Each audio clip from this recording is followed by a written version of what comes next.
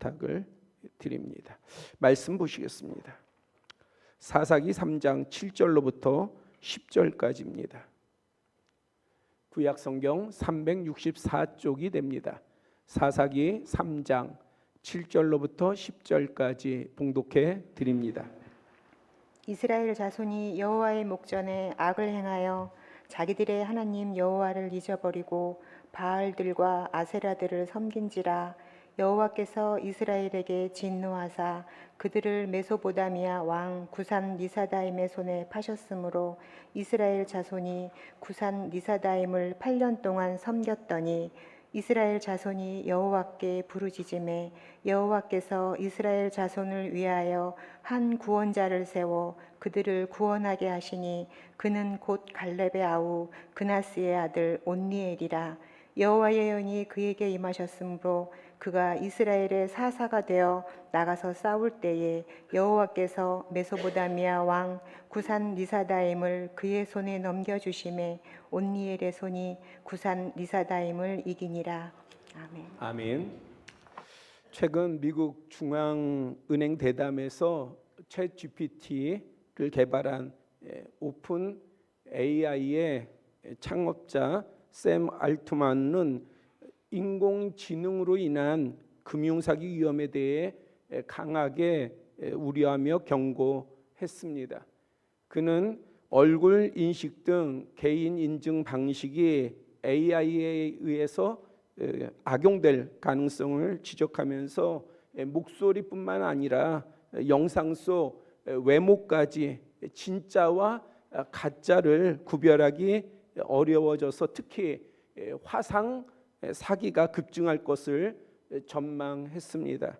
이러한 기술은 아이의 유괴라든지 또 가족을 위장한 영상 사기에 악용될 수 있다는 거죠. 그래서 영상 통화 가운데서 진짜 내 자녀가 보이는데 그게 실제가 아니라 가짜로도 똑같이 만들어줄 수 있다는 거예요. 이러한 것은 심각한 사회적 문제로 떠오르고 있습니다.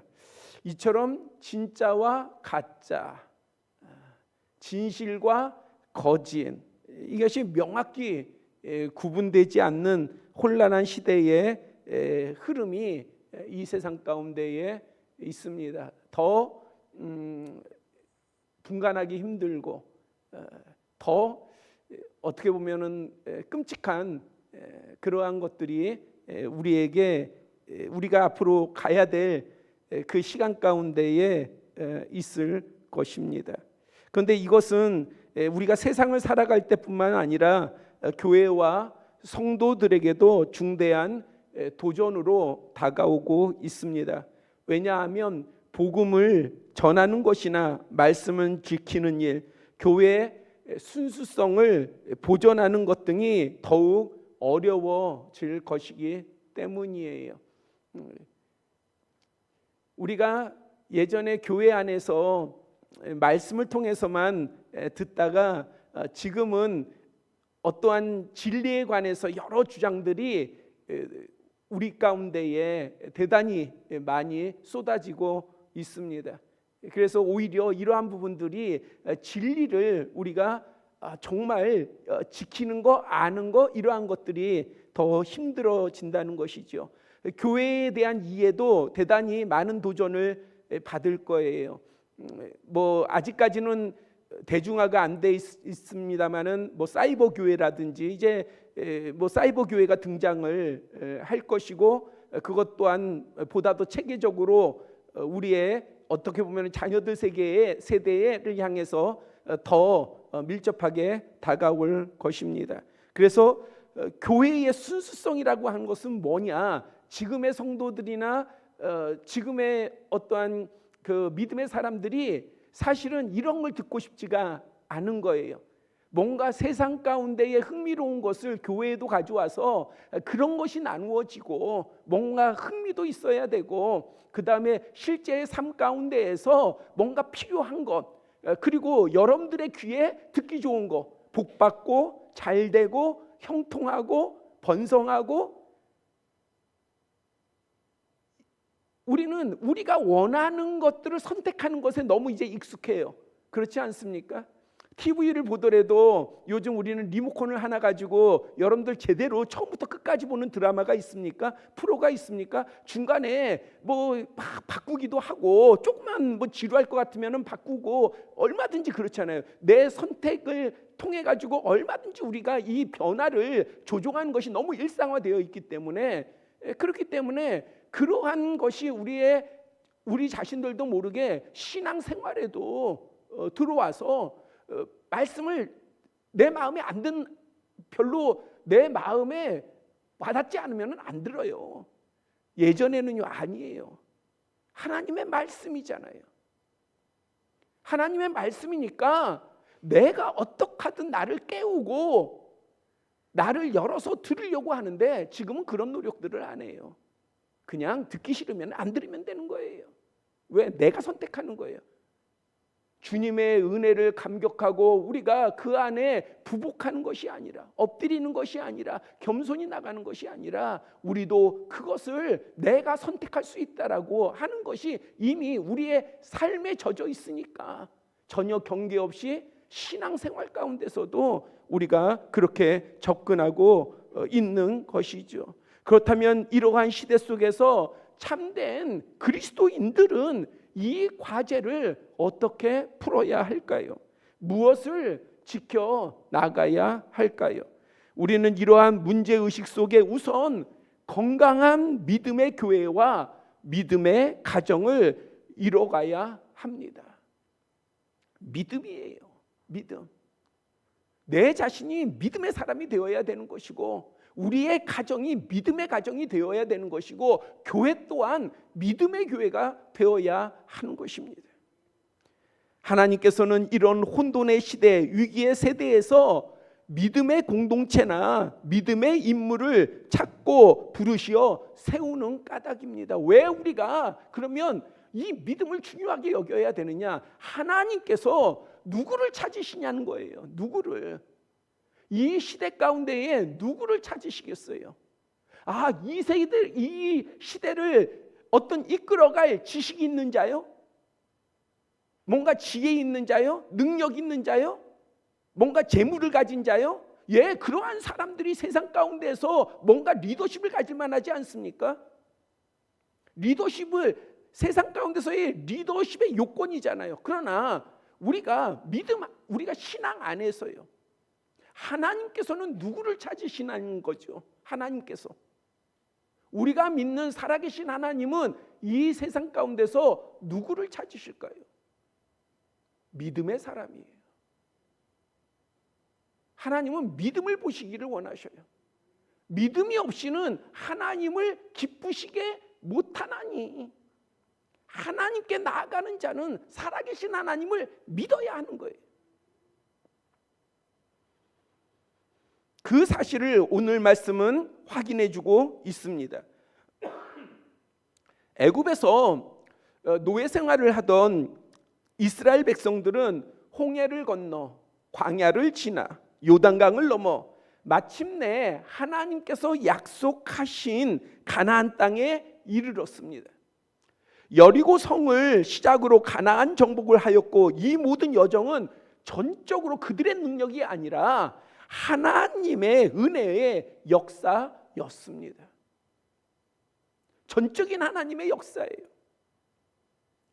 그러나 하나님께서 신명기 7장과 여호수아 23장 등 모세와 여호수아를 통해 가나안 7족속, 다시 말하자면 이제 가나안에 들어갔을 때에 가나안에 거주하고 있던 7족속을 진멸하고 다 몰아내고, 그리고 정복하도록 그렇게 명령을 하셨습니다. 그러나 이스라엘 백성들은 온전히 따르지 않고 일부 족속과는 타협을 했어요. 그리고 또 일부 족속은요, 우리를 종으로 삼으십시오. 그러니까 종으로 삼으면 편하겠거든요. 그래, 그러면 우리의 종이 되라. 또 때로는요, 싸우는데, 전쟁을 하는데 너무 막강해요. 그러니까 하나님 앞에 구하고 끝까지 나가야 되는데, 이 정도면 됐어. 우리가 차지한 땅 이 정도면 됐어. 놔둬. 그래서 더 이상 왜? 이제 어느 정도의 살만하니까 전쟁이 싫은 거예요. 싸움이 싫은 거예요. 하나님의 명령보다도 이제 자기들이 계산할 때에 적당하게 괜찮은 거예요. 그래서 그들이 바로 이 가나안 7족속을 다 진멸하지 아니하고 싸움을 정복을 중단하고 가나안 족속과 더불어 거주하게 되었습니다. 그러면 왜 하나님께서 이 가나안 땅은 어떤 땅입니까? 하나님께서 언약하신 땅이잖아요. 약속의 땅이잖아요. 그 의미는요, 적과 꿀이 흐른다, 이 땅에 들어가면 너희들이 잘 먹고 잘 산다는 의미보다도 더 강한 것이 무엇이냐? 하나님께서 하나님의 백성으로 하여금 살게 하신 하나님의 나라의 땅인 거예요. 그런데 그들이 그러한 온전히 하나님의 그 백성들이 살 땅에 그 이름을 포기하고 가나안 족속들과 살고 나니까 어떤 문제가 생기느냐? 하나님께서 우려하신 문제가 우려하셨으면 당연히 나타나겠죠.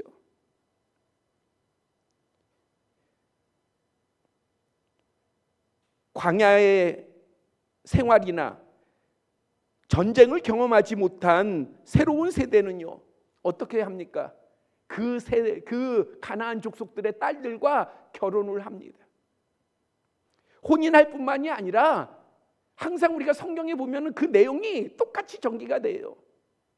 먼저는 하나님의 아들들이 세상의 딸들과 결혼하면은요, 그러면은 처음에는 우리가 우리의 신앙으로 이끌 수 있습니다. 아니요, 절대 그렇지 못해요. 결국에 이들이 어떻게 하느냐? 바로 그 7족속의 딸들이 섬기는 우상을 섬기게 됩니다. 하나님을 버리고 우상을 섬기게 돼요. 세상을 따라가게 되어 있어요. 하나님의 자녀들이 하나님의 은혜로 이끌어와요? 교만이에요. 오히려 세상 가운데 나아가게 됩니다. 오늘 본문 7절은 이스라엘 자손이 여호와의 목전에 악을 행하여 자기들의 하나님 여호와를 잊어버리고 바알들과 아세라들을 섬겼다 기록하고 있습니다.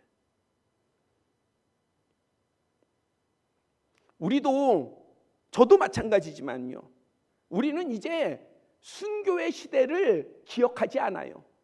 오늘의 우리의 자녀들이 순교의 시대를 기억합니까? 아니요, 기억하지 않아요. 우리의 자녀들이 일제강점기를 기억을 하고 그 다음에 한국전쟁을 기억합니까? 저도 제대로 기억을 못하는데요.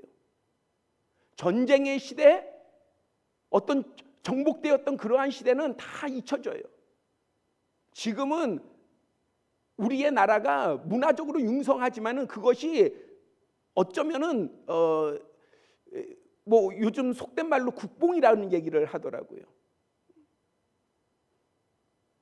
이것이 나쁜 거는 아니지만은 자부심을 갖는 게 왜 나쁘겠습니까? 그러나 뭔가 진짜 봐야 될 것을, 진짜 놓치지 말아야 될 것을 놓칠 수가 있어요. 특히 믿음의 사람들이요. 이스라엘 백성들이 마찬가지예요.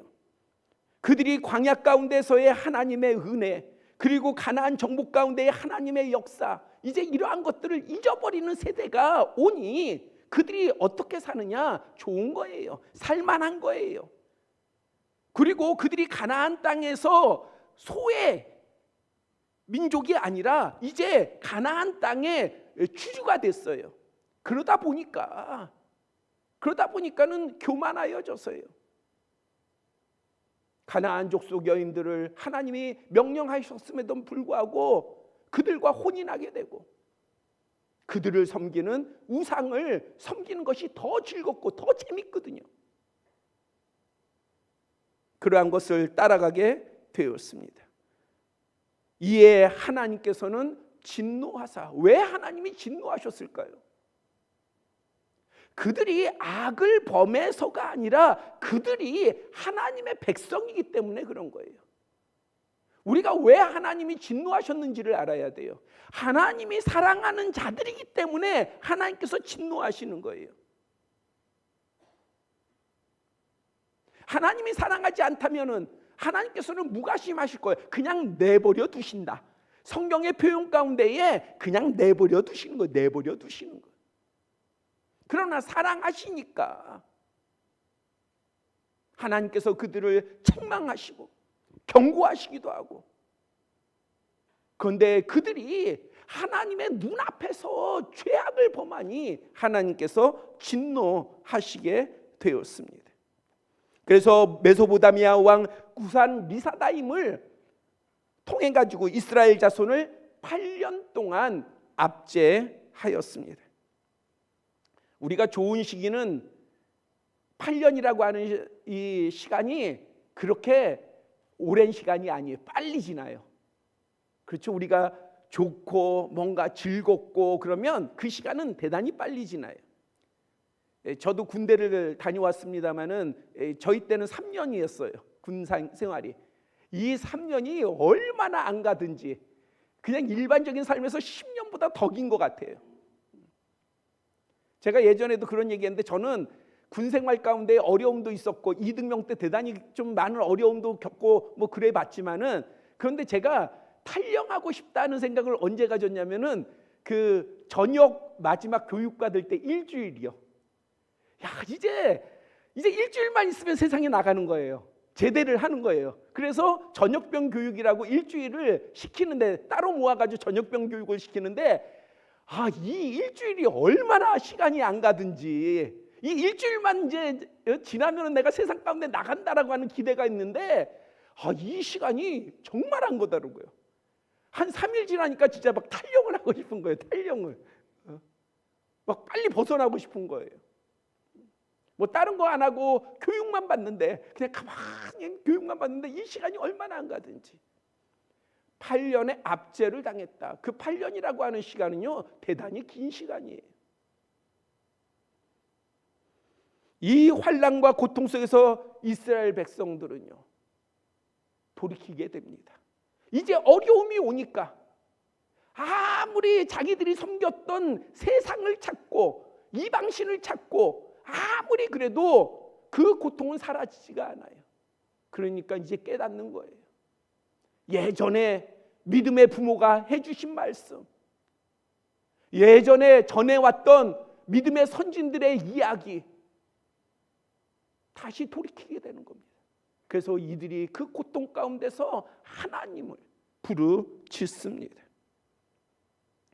그때에 하나님께서는요, 온니엘을 사사로 세우셨고 그를 통하여 대적을 물리치고 이스라엘을 구원하도록 하셨습니다. 그렇다면 하나님께서는요, 꼭 필요한 시간에 수많은 백성들이 있지 않습니까? 그러면 하나님께서 이스라엘을 구원하시려면 어떠한 무리나 어떠한 집단, 어떠한 지파를 통해서, 어떠한 족속을 통해서, 공동체를 통해서 구원하실 수가 있는데, 하나님께서는 그렇게 하지 않으셨어요. 하나님께서는 수많은 이스라엘 백성 중에 한 사람을 택하셨습니다. 그 사람이 온니엘이에요. 그러면 왜 하나님은 그를 택하셔서 세우셨을까요? 먼저 사사 온니엘은 온전한 믿음의 가문에 속해져 있었습니다. 온니엘이 어디에 있었느냐? 믿음의 가문에 있었어요. 믿음의 가문에.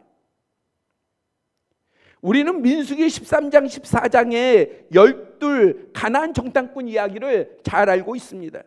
바람 광야에서 하나님께서 명령하셔서 가나안 땅에 정탐꾼을 보내게 되는데, 각 지파의 리더 12명을 40일 동안 보내게 되죠. 그리고 이들이 돌아와서 보고를 합니다. 그런데 이 12명 중에 10명이 뭐라고 보고를 합니까? 그 땅의 거주민은 강합니다. 성읍은 아주 견고합니다. 힘이 큽니다.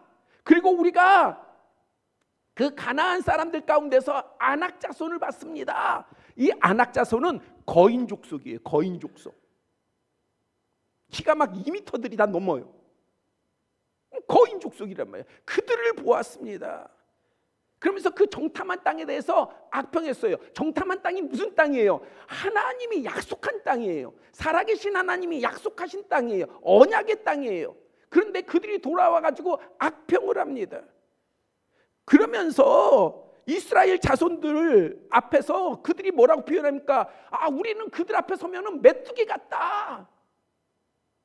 그러니 그 10명의 보고를 들은 이스라엘 민족이, 백성들이 어떻게 생각했어요? 회중이 밤새도록 통곡한 거예요. 야, 우리가 이렇게 지금 애굽을 떠나서 광야로 나왔는데, 그래서 이제 가나안 땅에 들어가려고 하는데 가나안 땅에 들어가지도 못할 것 같고 우리 다 죽게 생겼다. 내 가족도 죽고 내 친지도 죽고 우리 모두 다 죽게 생겼다. 그래서 밤새 통곡했어요. 그리고 나서 서로 말합니다.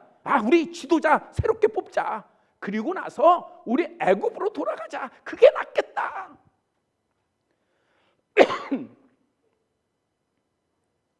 이때 정탐꾼 중 눈의 아들 여호수아와 여분네의 아들 갈렙이 자기들의 옷을 찢고요.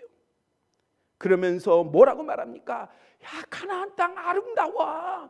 정말 젖과 꿀이 흐르고 하나님이 언약해 주신 땅이야.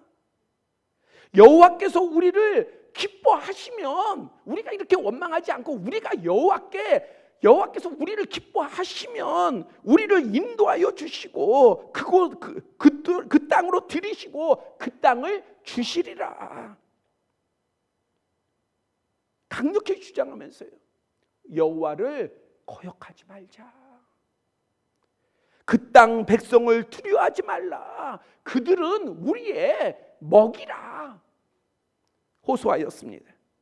하지만 이미 회중은요, 마음이 바뀌었어요. 그래서 오히려 그들이 일어나 가지고요, 돌로 이 여호수아와 갈렙을 죽이려고 하였습니다. 이때 하나님의 영광이 모든 자손에게 나타났고요. 결과적으로는요,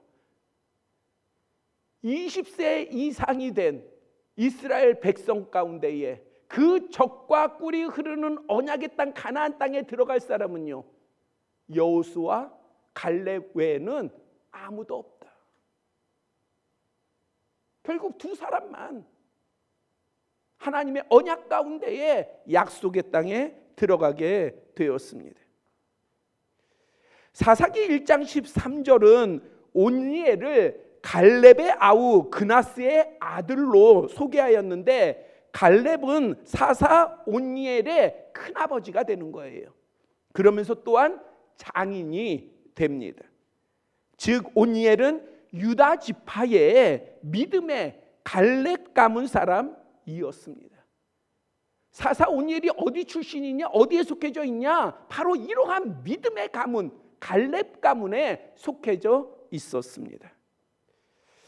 그런데 유다 지파, 다시 말하면 유다 지파의 리더로 정탐꾼으로 갔던 이 갈렙, 유다 지파 하면 아브라함에게서 이삭, 이삭에게서 야곱, 그 다음에 야곱에게서 12아들이 태어난단 말이에요. 그래서 이 12아들이 이스라엘 12지파의 조상이 되지 않습니까? 물론 레위 지파가 하나 빠지고 그 대신에 요셉 지파가 에브라임 지파와 므낫세 지파 두 지파로 나눠서 12지파가 되죠. 레위 지파는 제사장 지파니까. 아무튼 이 유다 지파는 이러한 12지파 가운데의 네 번째 아들 유다입니다. 하지만 여호수아 14장 6절 등에서는 갈렙을요, 이 표현이 되게 자주 나오거든요. 뭐냐면은 그나스 사람 여분네의 아들 갈렙, 이 표현이 자주 등장해요. 그나스는요, 창세기 36장 11절에 보면은 야곱이 아닌 그의 형 에서의 손자 이름입니다. 그러니까 우리가 보자고 한다면은 정통 이 계보는 아브라함에게서 이삭, 이삭에게서 야곱, 야곱에게서의 12아들이란 말이에요. 근데 에서는 누구예요? 야곱의 형이에요. 그나스는 누구냐? 이 에서의, 야곱이 아니라 에서의 손자예요. 그러니까 갈렙 가문은 에돔계의 혈통에서 이스라엘 공동체로 편입된 거예요. 즉 갈렙 가문은 전통적 주류의 히브리 자손이 아니었습니다. 그런데도 갈렙이 유다 지파의 리더 중 한 사람이 되었고요. 그 지파를 대표할 수 있었던 그럼 이유가 뭘까? 성경 내용을 살펴본다면 그것은요, 다른 것에서 이유를 찾을 수가 없어요. 믿음이에요. 하나님에 대한 믿음이에요. 가나안 정탐 사건 외에도 여호수아 14장에 보면 갈렙은 여호수아에게 이런 고백을 합니다. 내 나이 40에 가나안 정탐을 떠났습니다. 그러니까 바람 광야에서 정탐을 떠날 때에 갈렙의 나이가 젊은 나이가 아니에요. 40세였던 거예요. 40세. 자, 40세에 정탐을 갔다 왔고요. 그 다음에 광야 생활을 보내고 이제 나이, 지금 이 말을 여호수아에게 할 때의 나이가 몇 세냐? 내가 이제 85세가 되었습니다. 그러면 이때나 지금이나 85세가 돼서 뭘 할 수 있겠어요? 이제 무슨 소망을 갖겠습니까? 이제 마지막 내 인생의 마무리 편안히 살다가 주님의 나라 가면 되잖아요. 그러나 갈렙은 이렇게 얘기합니다. 내가 여전히 강건하니 이제 전에 약속된 이 산지를 내게 주시옵소서. 그동안 뭐 했습니까? 놀았어요? 아니에요. 자기한테는 다른 사람보다도 더 분명한 약속된 지경이 있었는데 이 갈렙은요, 다른 지파의 그 지경을 차지하는 데 도와준 거예요. 그리고 나서 85세가 돼서 그것이, 그 기다림이 쉬웠겠습니까? 그런데 갈렙은요, 불평하지 아니하고 원망하지 아니하고 주님의 때를 기다리고. 왜 그가 주님의 때를 기다릴 수? 믿음이라니까요. 믿음이 있었기에 기다릴 수 있었던 거예요. 인내할 수 있었던 거예요.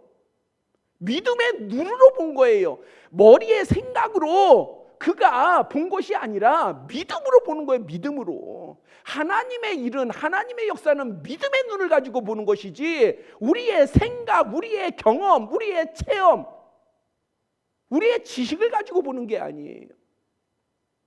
믿음의 눈이 열려야 돼요. 갈렙은 믿음의 눈으로 본 거예요. 그래서 85세, 이제 인생이 다 끝난 그 시간에 갈렙은 뭐라고 얘기해요? 소망을 가져요. 소망을.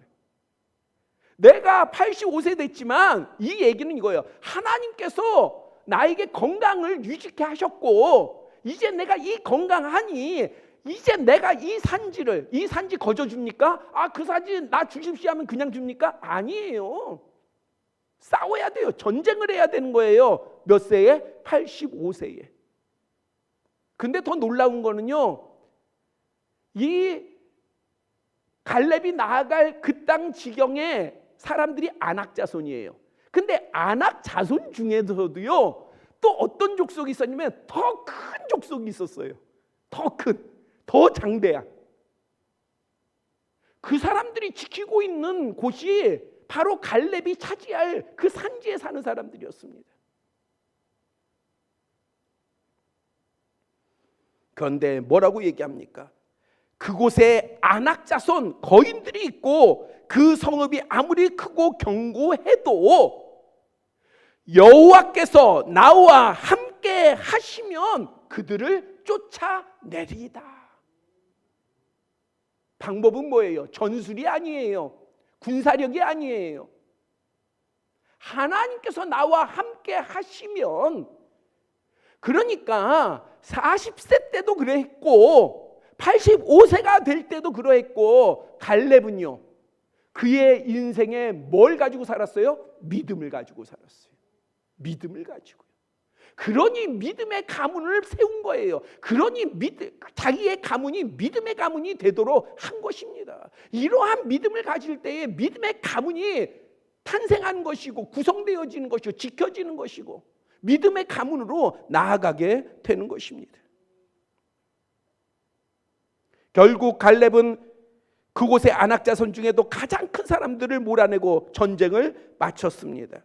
성경은 그 승리와 가문의 기업을 세울 수 있었던 이유를 여호수아서 14장 4절에 헤브론이 그니스 사람 여분네의 아들 갈렙의 기업이 되어 오늘까지 이르렀으니 이는 그가 하나님 여호와를 온전히 쫓았습니다.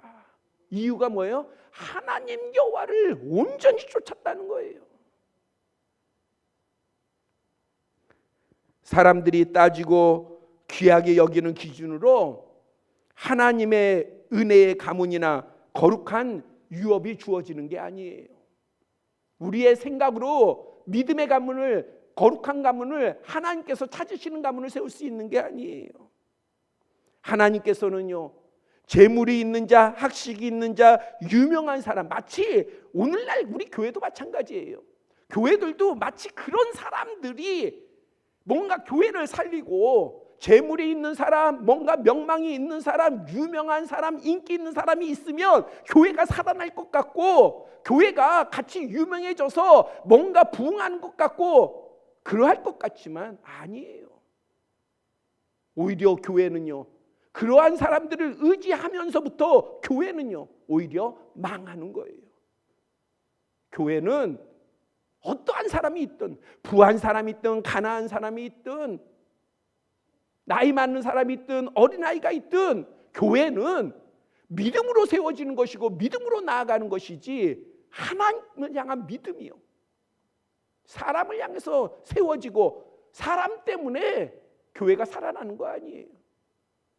믿음이에요. 믿음이 없으면, 교회가 믿음이 없으면 그것은 교회가 아닌 거예요.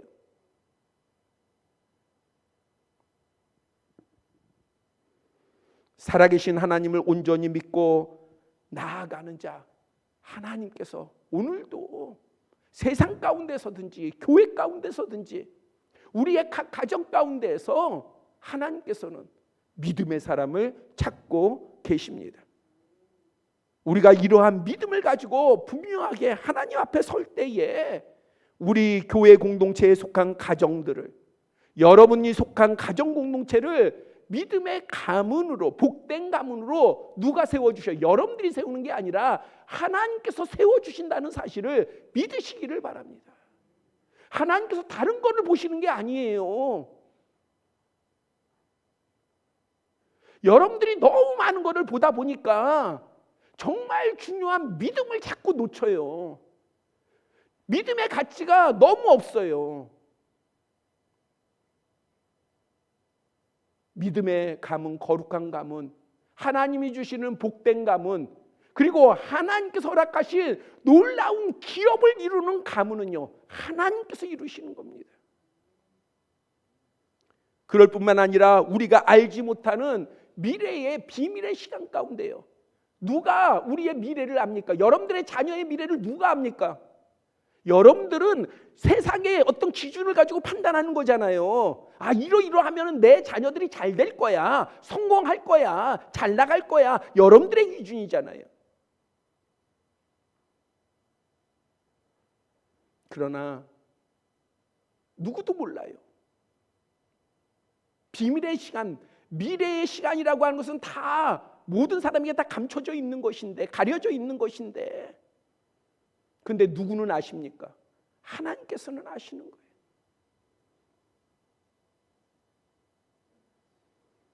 그 비밀의 시간 가운데 믿음의 자손을 세우시고 그들로 하여금 거룩하고 창대한 기업을 세우게 할 줄 믿으시기를 바랍니다. 그래서 우리가 그 시간 가운데 믿음의 눈으로 봐야 되는 거예요. 그러기에 우리가 포기할 수 없는 겁니다. 당장에 지금 보여지는 것 가지고 포기하고 판단하고 여러분들 스스로들이 낭망할 필요가 없어요. 그럴 때일수록 오히려 믿음을 가지세요. 오히려 믿음을 붙잡으세요. 하나님을 향해서 믿음을 보이세요. 그러면 하나님께서는 어떠한 조건 없이 믿음이 있으면 그 믿음의 사람을 붙잡으시고 그 믿음의 사람을 세우시고 그의 기대와 그의 희망을 넘어서 하나님께서 비밀의 미래의 시간 가운데도 거룩한 자손들을 향하여서 기업을 세워주시고 복을 주실 줄 믿습니다. 오늘 본문의 온니엘은 갈렙의 조카로서 믿음의 가문에 속하였다는 이유로만 사사가 된 것은 아니에요. 사사는 왕하고 다릅니다. 왕은 세습되지요. 사사는 세습되지 않아요. 사사는 시기 가운데에 하나님이 전권, 주권을 가지시고 택하시는 거예요. 그래서 하나님이 세우셔서 하나님을 대리해서 지도자가 되는 거예요. 그러니까 온전히 하나님의 그러한 명령 가운데 하나님 앞에 사로잡힌 자가 되는 것이죠. 그런데 온니엘이 이러한 사사가 된 것이 갈렙 가문에 속해져 있구나. 그러니까 이렇게 된 거구나. 이유가 분명히 있어요. 지금 앞서 나눈 것처럼요. 그런데 그것만 가지고 된 것은 아니에요. 여호수아서 15장에서 갈렙은 가나안 땅 남부에 아주 강력한 거점 성읍 중인 하나인 기럇세벨을 점령을 앞두고 있었어요. 성경에 기록된 갈렙의 마지막 전투예요. 그리고 유다 지파의 그 땅을 차지하는 부분 가운데서도 마지막 부분입니다. 근데 이제 이 싸움을 마지막 기럇세벨을 놔두고 있는데 유다 자손 지파의 모든 사람들에게 약속을 하였습니다. 기럇세벨을 쳐서 그것을 점령하는 자에게 내 딸 악사를 주겠다. 딸을 주겠다는 거예요. 이것은 단순히 딸을 마치 전리품 취급하듯이 전쟁에 승리한 사람들이 갖는 것 같은 그러한 의미가 아닙니다. 다음 세대를 향하여 확실한 믿음과 헌신을 요구한 거예요. 그래서 다른 조건이 아닌 하나님을 신뢰하고 전쟁에 참여하는 자에게만 허락한 거예요. 내 딸 유업이에요. 믿음의 유업입니다. 살아있는 증거인 거예요. 이것을 누구에게 주겠느냐?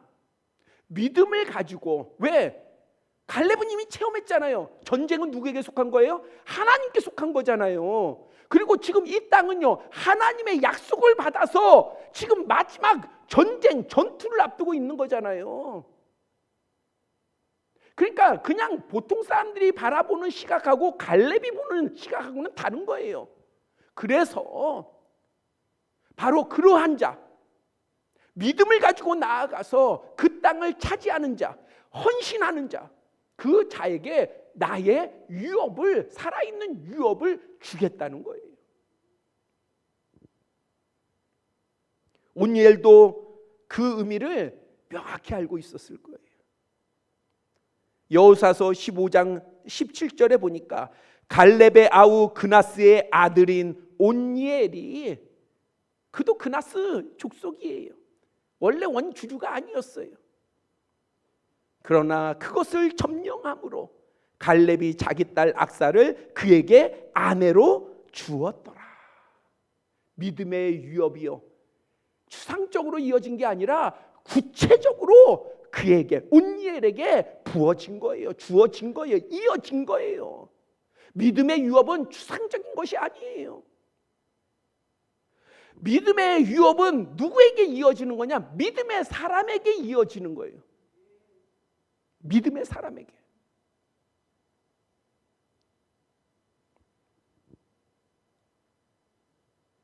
그러기에 사사기에 와서요, 1장은 다시 이 사건이 여호수아서에 나타난 사건 아니겠어요? 그런데 사사기 1장에서 다시 이 사건을 언급합니다. 그리고 오늘 본문을 중심으로 한 내용에서 유다 지파만이 아닌 이스라엘 백성들이 정말 구원자가 필요할 때에 하나님 우리가 망하게 되었습니다. 우리를 구원해 주시옵소서. 그런데 구할 존재가 아무도 없어요. 살아날 방법이 없어요. 8년 동안 고생하면서 괴로움을 당하고 있어요. 도저히 살 방법이 없어요. 그럴 때에 하나님께서 다른 사람이 아닌 본문 10절에 보니까 하나님의 영이 온니엘에게 임하셨고 그는 이스라엘의 사사가 되었다. 하나님의 영이 임하려면 조건이 뭐예요? 조건이요? 하나님이 원하셔야 돼요. 온니엘은 하나님이 원하는 사람이 된 거예요. 왜요? 믿음 때문에. 믿음이 있으니까 하나님이 원하는 사람이 된 거예요. 사람이 뽑거나 사람으로부터 인정받거나 혹은 지위가 세습된 것이 아니라 갈렙의 조카이기 때문에 세습된 것이 아니라 오직 하나님의 선택으로 세워진 이스라엘의 첫 번째 사사가 됩니다. 누가요? 온니엘이요. 그 역시 전통적 주류 히브리 자손이 아니었는데도 말입니다. 그리고 온니엘은요 메소포타미아 왕 구산 리사다임을 물리치고 이스라엘을 구원하였습니다. 이스라엘을 살린 사사 온니엘은요 환난의 시기에 갑자기 등장한 인물이 아니었습니다. 믿음의 가문에서 믿음으로 준비된 하나님의 사람이었습니다. 그리고 하나님께서 찾으실 때 언제나 그 사명과 사역을 충실하게 행하였습니다. 본문 11절은 이렇게 밝히고 있습니다. 온니엘로 인하여 그 땅이 40년 동안 평안하였다. 온니엘로 인하였어요. 이 한 사람으로 인해서 나라가 평안한 거예요. 갈렙이 그 이전에 볼 때는요 비밀의 시간이죠. 미래의 비밀의 시간이죠. 그런데 온니엘이 자기의 사위가 됐어요. 조카이면서 자기의 사위가 됐어요. 귀한 딸 악사를 주었어요. 그런데 이 온니엘로 인하여서 갈렙은 땅을 차지했지만은 이 온니엘은요 나라를 구했습니다.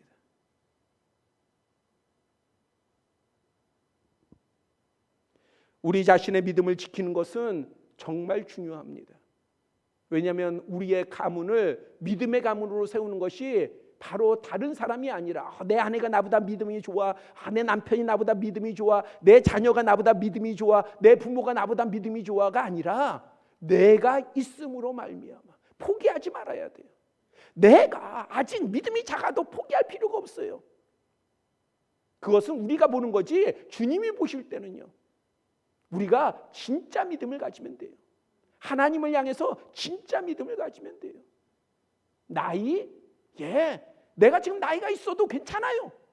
기도할 수 있잖아요. 하나님께서 정말 사랑의 하나님이신 것은요 특별한 사람, 힘이 있는 사람, 뭔가 어느 정도 자격이 있는 사람, 재물이 있는 사람이어야 하나님을 따를 수 있는 게 아니라 누구든지 따를 수 있도록 하셨어요. 뭐요? 믿음만 가지면 따를 수 있도록 하셨어요.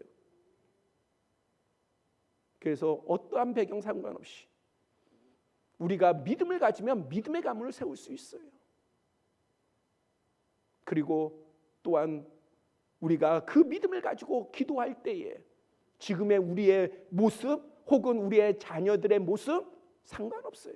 비밀의 시간 가운데 하나님께서 필요할 때에 그들의 믿음을 보시고 그들을 보시고 세우시고 놀라운 역사를 하실 것입니다.